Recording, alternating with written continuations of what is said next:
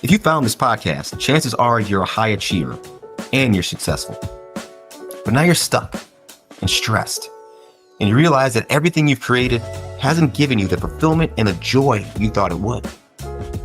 This is where we discuss the keys of high performance mindset and stepping into the next best version of yourself. Welcome to the Positive Persistence Podcast. Welcome back to another episode of the Positive Persistence Podcast, where we bring you stories to inspire you and strategies to help you tap into your potential and become your best self. Today, we're joined by Tom Lyman, who is a men's life coach, author, speaker, and founder of the Joy Hour Show. After years of struggling with addiction, anger, adultery, and double living, Tom now helps men break free from addiction, discover their identity, and live with discipline and purpose. Tom Lyman, welcome to the show. Ian, thank you so much, my friend. Looking forward to it. So happy that you're here, Tom. I know that we met probably about 2 years ago and have had opportunity to share space a couple of times in those 2 years.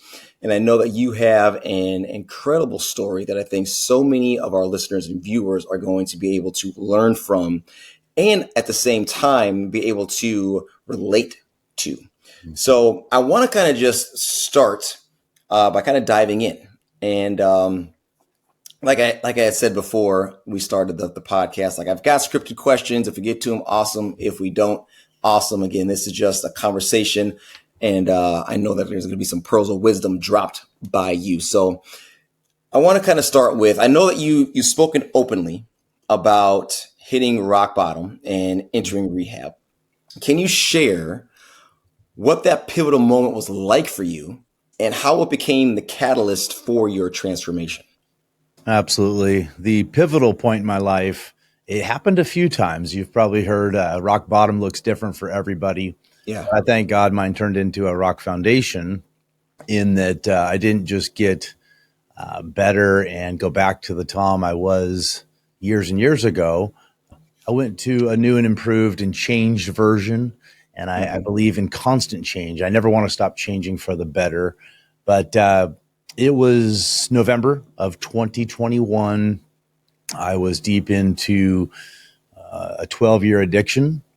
So I was about 33 years old, had a few drinks, no big deal. And it grew to the point of a few years into it.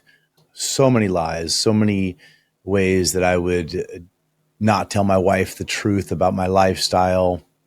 And it turned into steroids and unfaithfulness to my wife and cocaine, which really ramped up everything in those last few years of that 12-year span. But it was Thanksgiving of 2021 where I got home and I was under the influence all day, every day, but tried to keep it on the lower level during the day because I still went, to work. I still went to church and still went through normal life. Yeah. Everything was fine, but it wasn't fine. I was a functional addict. Wake up in the morning, do a small bump, small shot, and every couple hours or so I'd do it. Well, evenings and weekends was always the worst, right? Because I'm at home now. I can have more of these products that would make me feel better, but also very worse. So I got home. It was Thanksgiving evening, and or the day before Thanksgiving, I got home and kids were inside playing games. I have 3 wonderful children, and they're inside with my wife and other family members playing games and having dinner. And I knew I was late for the scheduled time for all of that. But I knew I was also just way too messed up to go inside. And so I went out in the backyard, just 30 feet from the home, kind of under this tree, thinking I'll sit here for an hour or two and sober up. And then I'll, brush my teeth and splash water on my face and go inside. Right. And I didn't. I continued to drink and do cocaine and smoke. I was actually smoking cigarettes at the time too. Horrible addiction. Until, 3 or 4 in the morning. Wow. Stumbled inside, just feeling like the biggest failure that a man could ever be. I had the perfect big home, multiple cars, multiple businesses, a good sized bank account, all these positive things going that a lot of people, that's what they saw. But my wife at this point, she saw the Tom that I was becoming because of my choices. Mm-hmm. And so I I felt like the end was coming soon. I felt like it was either going to be a car accident or an overdose or something tragic. I just felt like your time has run out, Tom. You can't keep doing this and still keep success as you know it in all those other areas. No Right. different than you can't speed past a police officer too many times before he finally says, pull over. You know, it was just like that thought of, Tom, it's going to end and it's going to end real bad. The longer you wait, it's going to end up, you're going to be locked up or you're going to die or definitely divorce. And so that was Thanksgiving 2021. Mm-hmm. And just a few days later, I remember I was outside, of course, high again, pressure washing, air blowing, whatever I did on the property. And she says, hey, we need to talk. So my wife, Lana, approached me outside there and she looked at me and I'll never forget it. She looked at me with eyes of love and she said, Tom, we've been married almost 20 years.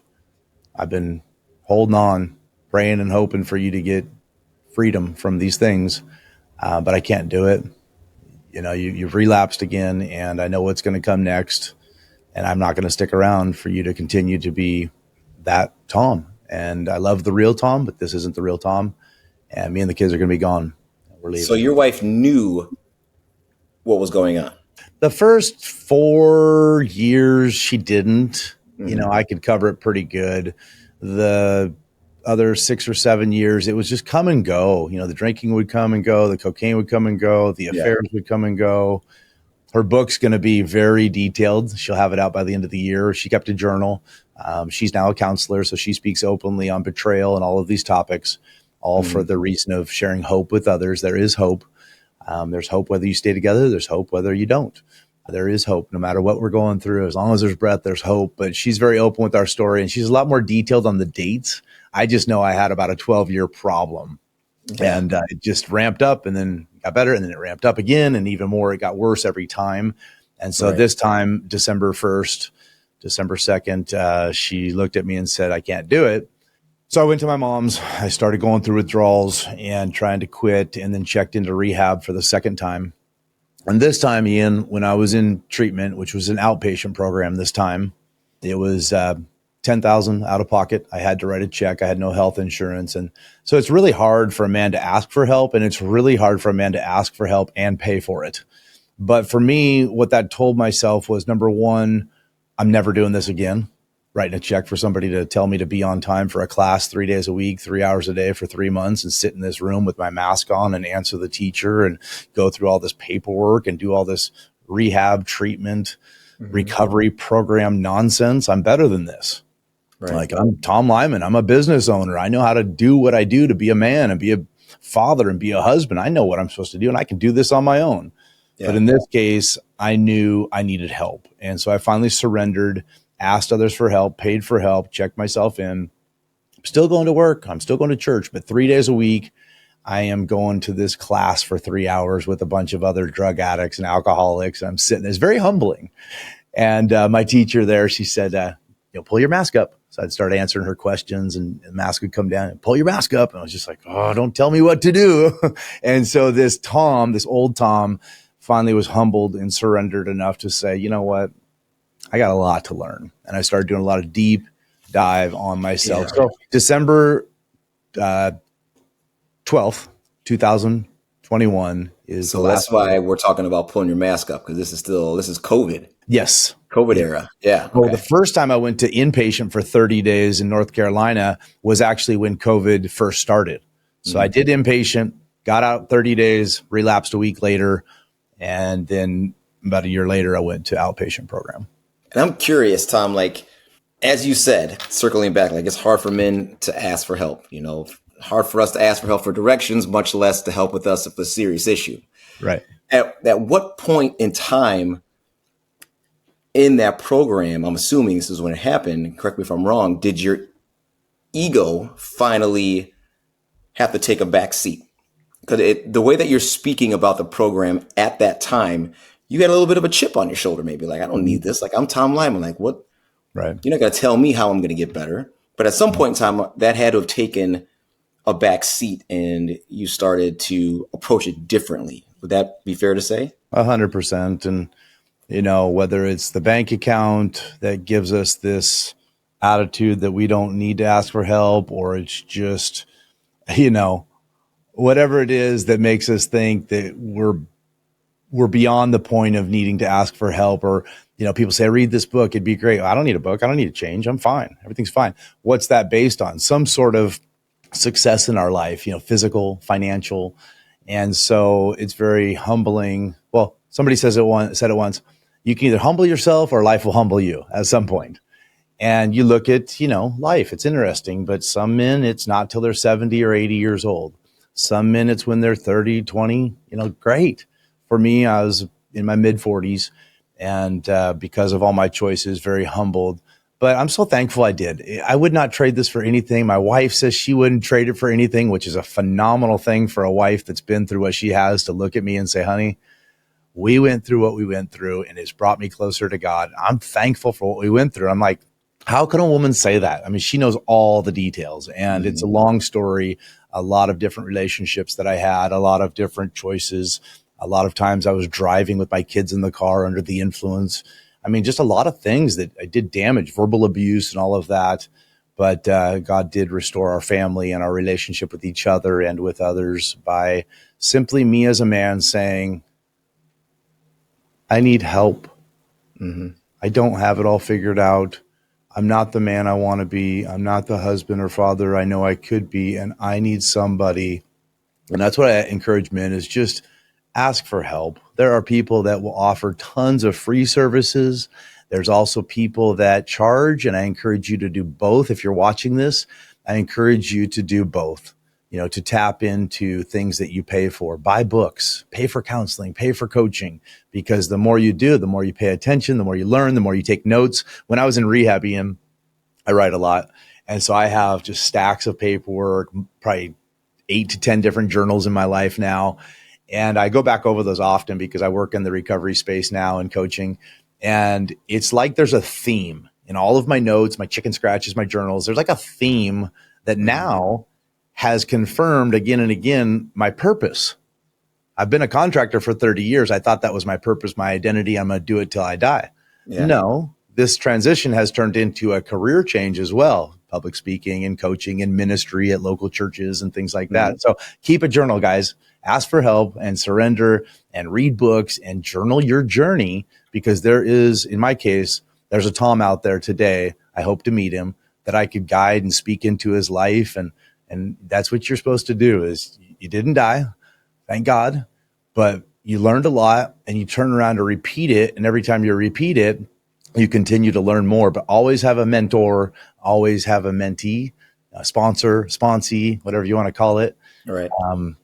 But I'm getting off on a little rambling here. So, I mean, but that kind of brings me to my next question, and I want you to expound on this, because this is something that you created. They say that we are the most qualified to help the person that we used to be. Right. Right. And you have done just that. And I was hoping that you could tell us more about the Joy Hour, because without your past experience, that wouldn't exist. Absolutely. I love all the times that the topic gets brought up. So I love meeting people, and I love partying. And I'll tell you, a lot of times with drinking, it was fun in the beginning. For me, I don't know when to stop. And so the latter part of that was always depression and anger and hangovers and just not showing up at home and ending up making worse choices. So that led me down a very empty road of isolation. But my point in that is the beginning part of the parties and things I'd go to. I love meeting people, man. I connect with people. It just felt good. We got things in common. And so I met thousands of people back when I used to, party. So I was coming out of rehab, 12-12-21, and going through all that. I was about 3 months clean and sober, and I had all these ideas. I was going to start more businesses, electrical, plumbing companies, all these things. And every day my wife and others were like, really, Tom? Another idea? So I'm laying in bed one night, and usually I go to sleep right away, especially now that I'm sober and I have peace and my family's still in the home and everything. And I have this little song go through my head, and it's the Sunday school song. I've got the joy, joy, joy, joy down in my heart. Down in my heart. And my wife walks by. She's like, "Are you singing? Like, are you high again? What are you doing?" And so we joked. I said, "No, babe, I'm full of joy." And I laid there, Ian, for about 5 minutes. And within that time, short 5 minutes, I had the idea of money buys happiness. I've done a lot of that. Joy is different. Joy is actually free. What is the difference of those two words? And then I got to thinking about how I know myself well enough that I'm not a guy that can just be sober and bored and go to only AA meetings and be in this recovery the rest of my life. Mm-hmm. And so I heard this voice or this nudge, this thought that said, well, you've got a pool table and a ping pong table in your garage that you haven't been using. And why don't you take that down to your construction warehouse, tell some friends and family that you're going to host a party, a sober party, and call it Joy Hour. Small idea, told some people. Of course, they're like, anything to help Tom stay sober, let's do it. So they rallied around the idea. We had a whole bar full of Italian sodas and other drinks, smoothies, coffee, of course, all that. We had pool table, ping pong, basketball hoop, board games, and there was 30 people. We did it a week later, 71, a week later, 107, which I'll never forget was my 107 clean and sober day. So I'm like, I'm a numbers guy, so that's kind of cool. Wow. Okay, God, what are you telling me here?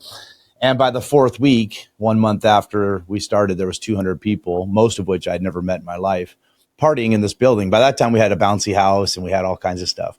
So we've had over 100 events in Auburn, Washington, and met tens of thousands of people.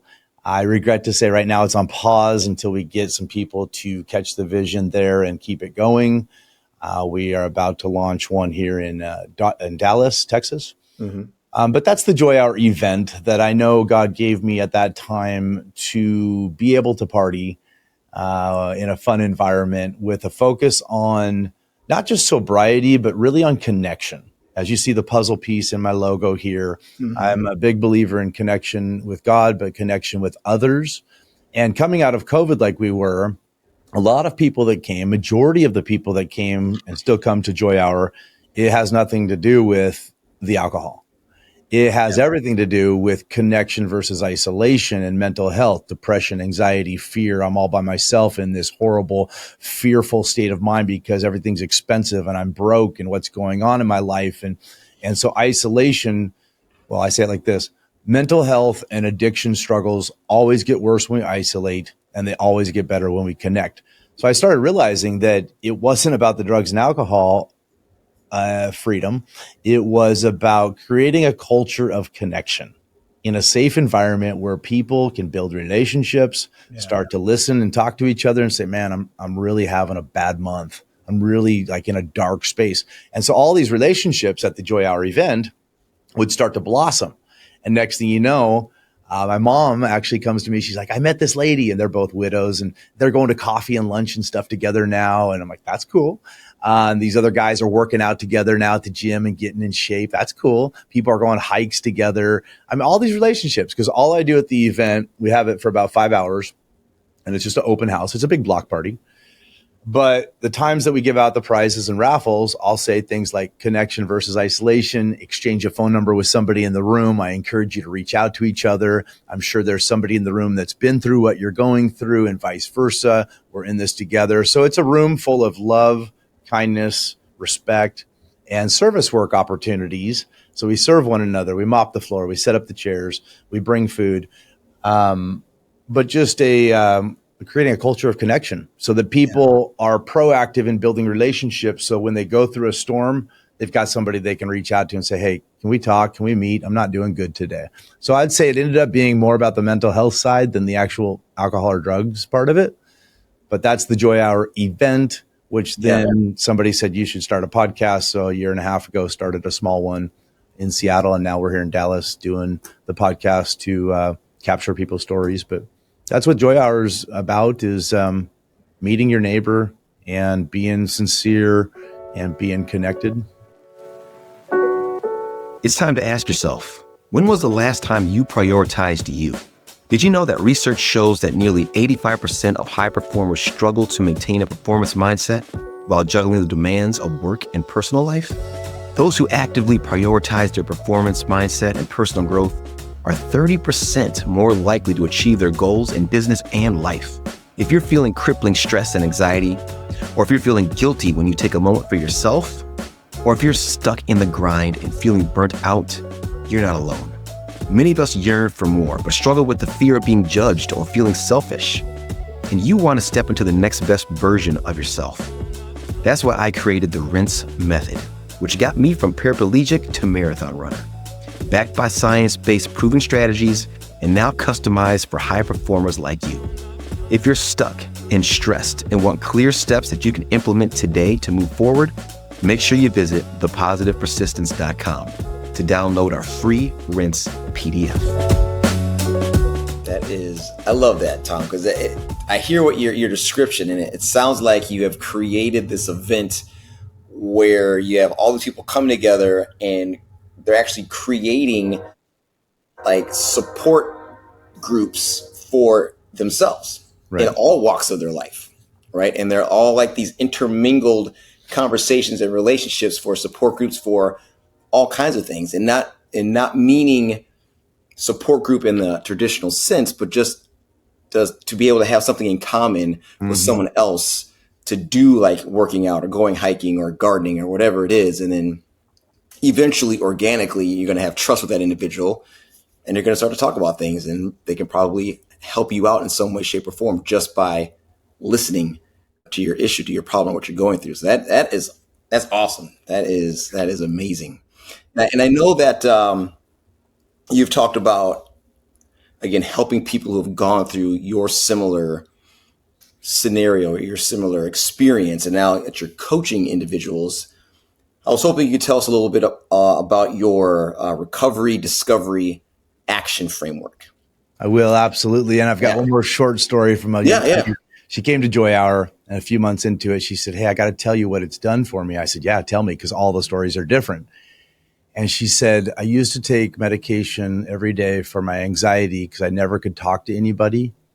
And now I don't take it and I'm talking to people." And I got to thinking about those times in our lives where maybe we've gone to parties and maybe we've felt, some of us out there have felt like, to be liked or loved or interesting at this event, I'm going to need to have a few drinks to kind of take the edge off, that social lubricant or whatever you want to name it. And so I found it beautiful. Courage, all the names. Yeah, just that and again, I'm not a guy that tells anybody what they should or shouldn't eat or drink or any of that. But for those that are using food or substances, of course, of anything, to change the way they are, I encourage them to maybe change the rooms that they're wanting to be in and the environment and the pressure of not being yourself, because this life is short. There's nothing more beautiful than being able to just be you. And when you are, it will draw the right people into your crowd, your oikos, your cohort, your group of who you really should spend majority of your time with anyhow. Yeah. But yeah, the stories are endless on people I've met through that. But yeah, as far as coaching, the road I've been on for almost 4 years now has been beautiful. I've invested a lot of books, a lot of coaches, a lot of counselors. I still will always do that because I'm being stretched. Everybody's journey is different. For me, again, I'm not a guy that would ever survive with just being in a state of recovery. I've heard people say I'm an addict, once an addict, all an addict. I, Tom Lyman, do not agree with that. My way of saying it is, I'm Tom. I had a lot of past addictions and I'm free from those, but every day I have a choice, showing that I'm vulnerable to slip back into any sort of old habit or practice. Now I do have other addictions. Coffee and sugar are one of them. I'm working on kicking those. But through these steps, it was the cocaine and the alcohol, and then the cigarettes were hard. And then it was the Red Bull drinks and pornography and things that throughout my journey, they would fall off. The more disciplined I became, the more non-negotiables I would put in my life, the more accountability I would put out there in the open on Facebook or to friends or family or anybody I'm around. I'm like, look, I'm working to conquer this addiction of Red Bull and I'm tired of drinking them. Well, my 17-year-old son now, he was the best. He'd see one, he'd pour it out. He'd get in my refrigerator and see one, he would throw it away every time. You would think it was alcohol the way he despised it because he knew his dad didn't want to drink Red Bulls anymore or any energy drinks. Don't mean to pick on one brand, but You know what I'm saying? It's just our health is our wealth. And so I think that we're supposed to do that for each other. If I've got a problem with ice cream and French fries and I've been 300 pounds before, I know what it's like to be out of shape, and you're my friend, then out of all sincerity, you would want to do your best to help me. So as far as recovery, discovery, action, and purpose, just briefly, I do feel like I spent an intense year on nothing but recovery. That was all I could focus on. And I didn't even exercise yet at the point. I focused on spiritual first and emotional and relational. And then about a year in, I finally read the book Atomic Habits, and I got myself back in the gym. Thank God for that, because mind, body, spirit, it's all extremely important. But during this phase, I knew I couldn't just stay in this, oh, I'm going to another meeting. Oh, this is what I got to do. And I'm just white knuckling it. Like every time I see alcohol, I'm just craving it. I can't, that's not what Tom can do. And so what the discovery phase is really when you journal and meditate and pray and read and all that, is hearing that voice, the conscience and God and whatever you want to call it, that nudge to do something with it. And a lot of times I feel for people that's going to be the uncomfortable. The nudge is going to be write that book, write that song, do that podcast, put it out there. Tell people you struggled with X, Y, and Z. Share your story with somebody else. Well, then the third step, which is really the hardest, is action. So I started acting. I told people about being free from alcohol. Everybody cheers for me on that one. And drugs. Of course, people cheer for me on that one. Not so much when I tell them how I was unfaithful to my wife. There were some people like, hey, not everybody needs to know your dirty laundry, Tom. Hey, not everybody needs to hear it that loud, Tom. And sometimes that was my own head. Sometimes that was little comments made by people. And I think a lot of times we struggle with that is what's our family think? What's our friends that we grew up with think? What's our church community, our workplace, people at work? Oh my goodness, Tom's a unfaithful cheater. He cheated on his wife, whatever.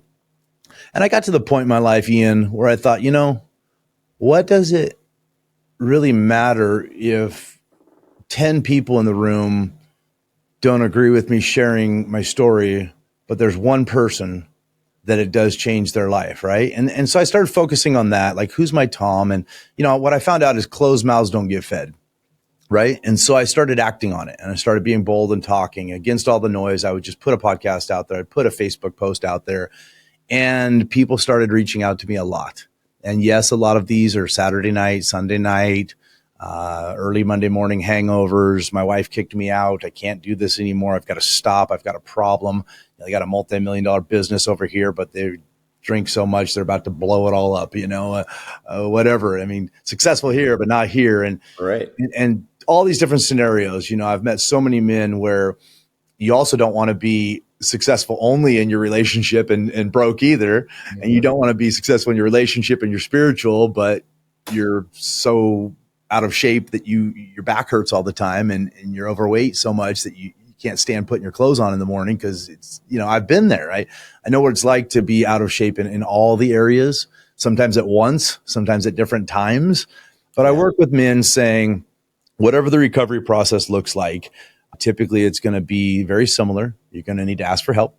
You're going to need to invest in yourself. You're going to need to read. You're going to need to journal. And you're going to need to dive deep on your heart, the condition of your heart. When did it get hurt? How did it get hurt? Have you gone through forgiveness of others and done inventory? Have you done forgiveness of yourself? And are you proud of the man that you look at in the mirror? Or, like I was for so many years, do you brush your teeth and shave so fast you never look into your own soul? Because late at night, when life slows down and our mind starts to say, Tom, you could do better and you know it. And you're not, the things I value, I'm down here on my behavior. And so I've got this bad attitude and anger, internal anger going on. Well, when I want to say I value honesty and I'm honest, that line is slanted and I'm good. I'm living up to who I said I was going to be. But if I'm not, then I'm not in the right spot. So with all of this RDA, recovery, discovery, action, I have found purpose. Guess what? Now I'm stepping into coaching and almost done with the book. I'm claiming author because I have written it. I haven't put it out there yet, but it's getting close. Doing public speaking. But again, construction for 30 years. I thought that was all I was made to be. I'm on this earth to build stuff. But I believe that a lot of times men and women, of course, when they go through something, it's for a purpose. Every nonprofit out there, I've met lots of founders of nonprofits. It started out of pain, right? Whether it's cancer, leukemia, addiction, different things. Every nonprofit started with a person that went through something. Most good books are written by people that they've gone through pain. I know your story and can't wait to hear more of it when the time's right. But that's what I've tried to do, is just say, if there's a man out there going through similar struggles, a functional addict, a dad, a father, a husband that, wants to give it a go on putting in the work. God can do so much for us and with us, but he does give us a lot of hours and minutes of the day to make choices on, how we do or don't invest in ourselves. But that recovery, discovery, action equals purpose has worked for me. And I feel a lot of others I've worked with. There's a saying I hold on to, and I didn't come up with it, but it says, when a man lacks purpose, he seeks to fill his day with pleasure and comfort. So when I'm comfortable, I got to watch out. I like to be uncomfortable. And pleasure is good once in a while, but if I'm just living every day for what can bring me more comfort, more pleasure, it's a very selfish place to be. It's a very empty road.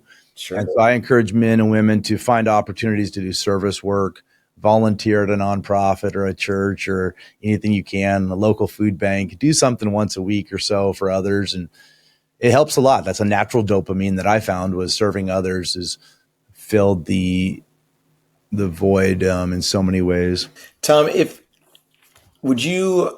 I know that you have achieved, we'll say, external success for the case of this conversation in various industries. How can individuals balance the pressure of those external achievements, running a business, being successful, with their internal struggles? Like what advice do you have for those who may feel that they have to present a facade outwardly of success while they're grappling internally with the personal pain? That's a great question. What is your why? And that's what I ask men also, along with the question, to make them write down, what is success? So when I dive into Tom Lyman, I'm 47 years old. I think I'm past the halfway mark, but we'll see. Life goes by quick, right? I still feel and think I'm 20 something most of the time, but whatever. When we look at all this and say the definition of success when I was 15 was like, get a license and get a car, right? Like that'll be success. Right. And then I'll get a job, I'll move out and all that.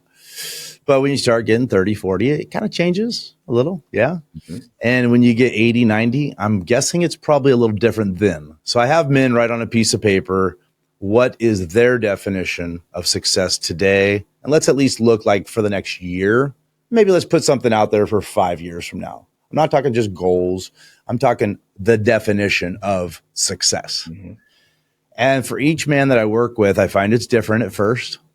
And as we work through the coaching, I find that their eyes start to get opened and they realize that some of their most successful moments have been with a loaf of stale bread at the pond, feeding the duck with their daughter. Things like that just, you can't put a price tag on that. It wasn't the Disneyland trip. It wasn't the trip to Paris. I mean, a lot of times isn't those things that cost us an arm and a leg. It was like those free moments, talking to their mom or their dad before they passed away. I lost my dad 7 years ago, and I look at all the regrets I have of not doing the free, simple things, a cup of coffee with my dad. I mean, he was right there. My business partner, best man at my wedding, lived right next to me. I miss my dad every day. But I thought it had to be this big fishing trip to Alaska, and we never did it. We never did either. So don't miss the opportunities to capture the essence of life. Time is the most precious commodity. And I read the story often to remind myself of men like Steve Jobs. They've reached the pinnacle of success, worth $7 billion, 56 years old, got pancreatic cancer. And in his words, he said, I've had very little joy. Oops. And I don't want to be that man, but I was on track to be that man. I had no joy. I had a lot of happiness. I've probably had over 45 cars in my life, not at the same time, but throughout my life. A couple boats, big houses, a lot of vacations, a lot of clothes, own a restaurant, own an apartment building, some good, successful, earthly financial things that a lot of people are like, man, Tom, man, talk to him about business or finances. And the truth is I wasn't really a great business guy. I just had great people around me that were, and I worked a lot. So we got to be careful, because in my 20s and 30s, I thought success looked like more money and more attaboys from other people. And truthfully, the cars, the S63 was a fun one. The G-Wagon was fun for a little bit, but they very rapidly turned from a blessing to a burden. And there was a time I had a few extras and I'd go to jump in them and the battery was dead, or the tabs were expired, or they needed another oil change. And it was a burden. I'm like, why did I buy all this stuff? But it was a God-sized void inside of me. I didn't have God on a daily basis because I didn't talk to him and didn't read the Bible at all. And I worshiped the things that made me feel good in my flesh, not my spirit. And so I did idolize success of things and materialism. But yeah, as far as each man coming to that point, I think it's, what is the definition of success to you, sir? And write that down now. And what's a perfect day look like? If you did have all the money in the world, what's a perfect day? Go fishing and hunting. Well, great. Would you do that every day for 10 years? Well, probably not. At some point it might change, right? You might start to do volunteer work and go to the food bank and help out somewhere. So I encourage you, again, service work. But again, I'll finish the question there with, what is your why? If I start to break life down into segments, instead of just one day at a time, I broke it down to 1 minute at a time. And then I broke it down to 35,000 choices, only because when I asked Google, how many choices does the average man make a day? It said 35,000. So now I do my best, haven't arrived, never will, but I do my best to say, does this choice right now, does it help me or hurt me? Drinking water helps, okay? Breathing helps. But staring at Netflix for 15 hours, it doesn't really help me be a better father or husband or leader, right? Exercising, going to the gym, yes. So I started doing yes, no, yes, no, yes, no. In as best I can all day. If I start my car, where am I going and why? If I buy that new suit, okay, maybe I need a new suit. Maybe, that's justifiable. That's nothing wrong with a new suit. But I always ask myself, when I buy something or I do something now, what's my why? What's my motive? Is it just because I want one more person to come by and say, man, that's a great suit. Man, you're a good looking guy, because I'm insecure? Or is it because my old suits are old and I need a new one? There's nothing wrong with a new suit. There's nothing wrong with a Lamborghini. But if it's to feed the ego and the flesh and pride of life, and it's not helping me be a better father, husband, and leader, then I should say no. So what's your why? Oops. What's your why? All right. Stop it. Let me ask you this here. So if someone is at the beginning of their journey, and they've made the realization that I need help, but they're feeling overwhelmed. Mm-hmm. They feel like they've got the weight of the world on their shoulders. They feel like they've got this huge adversity standing in front of them and they don't know where to start. What would be one piece of advice you would give them to help them take their first step toward becoming the next best version of themselves? Absolutely. Well, I believe in the power of the pen and a white piece of paper. So just a simple 2 things we can find anywhere, any day, usually. Right. And writing down what we do. So on one side of the piece of paper, just start getting real granular, I think is the word. Mm-hmm. We wake up. Cool. What do we do? Brush our teeth. That's good. And we take a shower. Okay, those are good. And how soon on that list do we grab our phone? And when we do, what do we look at and why? So we start writing down, okay, I check my email, I check my text message. Okay, I listen to a podcast. Okay, whatever it is, just write down what we're actually doing. And obviously, if all those things I look at the end of the day and go, I did them all, and I'm stinking proud of it. Good job, Tom. You're a boss. Do it again. Then I'm probably not having this conversation. But what typically happens is we write down reality. And on the other side of the piece of paper, we write down really what we want to be as a man, father, husband, leader. And if they don't line up, that's what we got to start working on. So we change and we start putting good habits in and we watch the bad habits fall off. too many times we get overwhelmed thinking, oh, I got to quit everything. I got to quit it. No, start some stuff. Start putting time blocking down. Like, bro, I'm doing this. I'm going to this men's breakfast. I'm not even sure why, but there's men there trying to be a better father, husband, leader. I'm going to that thing. I'm going to go, man, I'm going to walk around the block and get some exercise. Maybe I'll meet a neighbor and start a conversation. I've never done that for a long time. I'm going to buy a journal. I haven't journaled in 30 years. I'm going to get a journal. And so we start doing things, put ourselves out there, go to events, go to church, go to conferences, go to community events, go to positive environments. But when we start putting things into our schedule, because the one thing that doesn't change is 168 hours a week, 24 hours a day. That ain't going to change. But if we break it down to those things that we actually do, so many people say, oh, I'm tired, man. I'm going to go home. I'm so tired. Why are you tired? You look at your phone 13 hours a day. Like that's why you're tired. You haven't exercised in 5 years, but so going back to the heart, out of the heart are all the issues of life. And if I really want to know where my heart is and what I care about, I look at my receipts and I look at my timestamp. And if I'm on social medias and entertainment and just feed me, then I'm a pretty selfish Tom.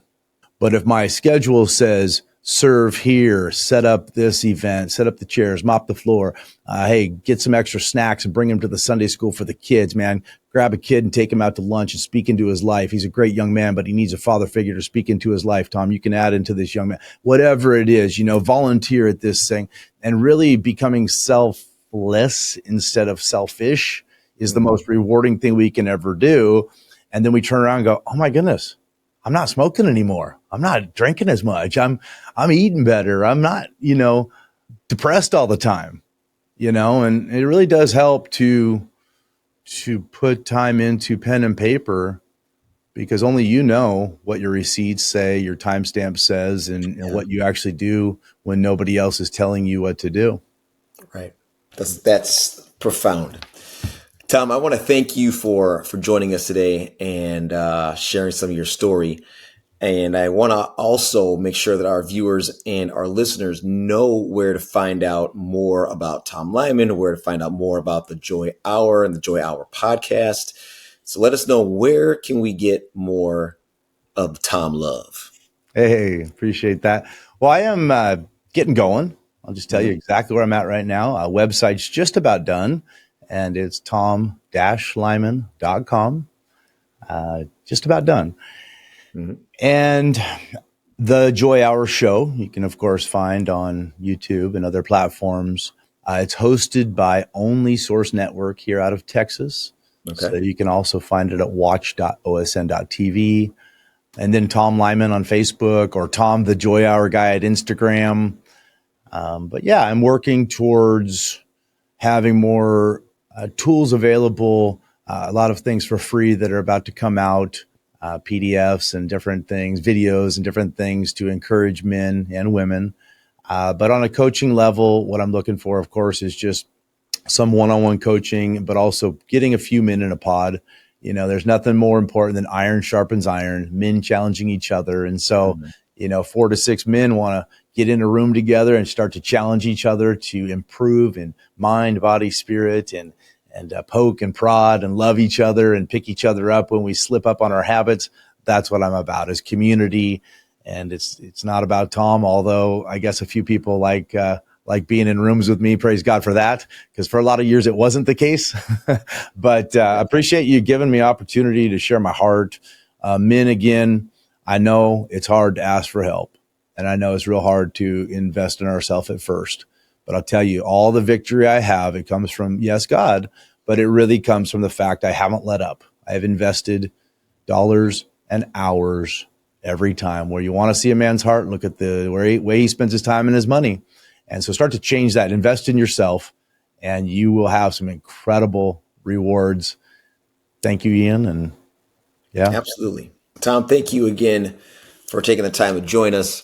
And I also want to thank our viewers and our listeners for tuning into this podcast. And we end the same way every time. Remember to stay positive, stay persistent, and know that mindset is everything. We'll see you next time. Thank you for tuning in and being part of the Positive Persistence family. We're having a great time creating this content, and we truly hope it inspires you to embrace positivity and persistence in your own journey. If this podcast episode inspired you or entertained you, scroll down, hit those stars, and leave a comment or two. Your 5-star reviews and shares encourage us and help us grow the show. So until next time, stay positive, stay persistent, and remember, mindset is everything.